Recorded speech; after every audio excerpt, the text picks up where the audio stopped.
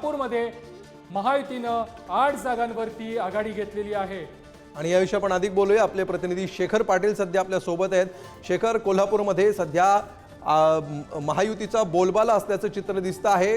कशा प्रकारे सध्या निकाल समोर येताना दिसत आहेत आणि कुठल्या फेरीपर्यंत, कुठले निकाल कुठल्या फेरीपर्यंत पोहोचले?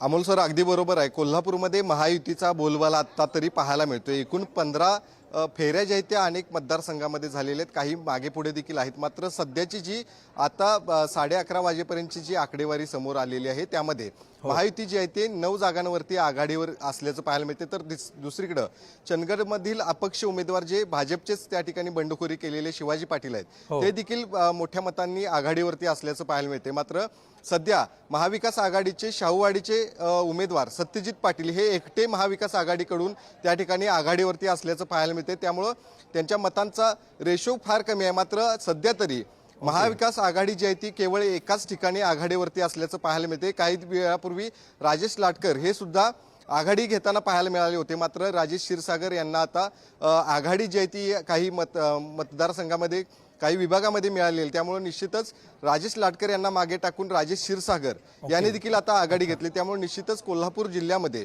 महायुती आता 8 जागांवरती आघाडी घेताना दिसते। तर दुसरीकडे महाविकास आघाडी एका ठिकाणी आघाडी घेते आणि एक अपक्ष उमेदवार चंदगडचे अपक्ष उमेदवार शिवाजी पाटील यांनी देखील आघाडी घेतली। त्यामुळे निश्चितच कोल्हापूरमध्ये आता महायुतीचा बोलबाला त्या ठिकाणी पाहायला मिळतोय। निश्चितपणे शेखर, प्रचारामध्ये भाजप मुक्त जिल्हा अशा प्रकारचा प्रचार महाविकास आघाडीकडून करण्यात आलेला होता आणि आता निकालामध्ये हे चित्र पूर्णपणे बदलल्याचं दिसतंय। कुठला फॅक्टर यामध्ये महत्त्वाचा ठरला?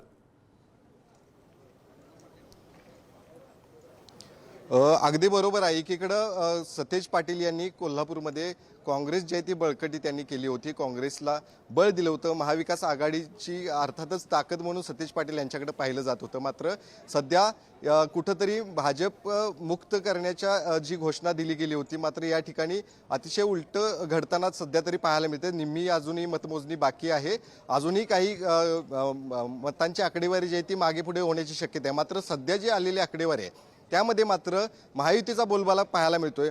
आपल्याला माहिती आहे की गेल्या 15 दिवसांपासून ज्या पद्धतीनं प्रचार या संपूर्ण महाराष्ट्रामध्ये झाले, बटेंगे तो कटेंगेचा नारा देण्यात आला, हिंदुत्ववादी मुद्द्यांवरून देखील त्या ठिकाणी भाषणं देखील झाल्याचं पाहायला मिळालं।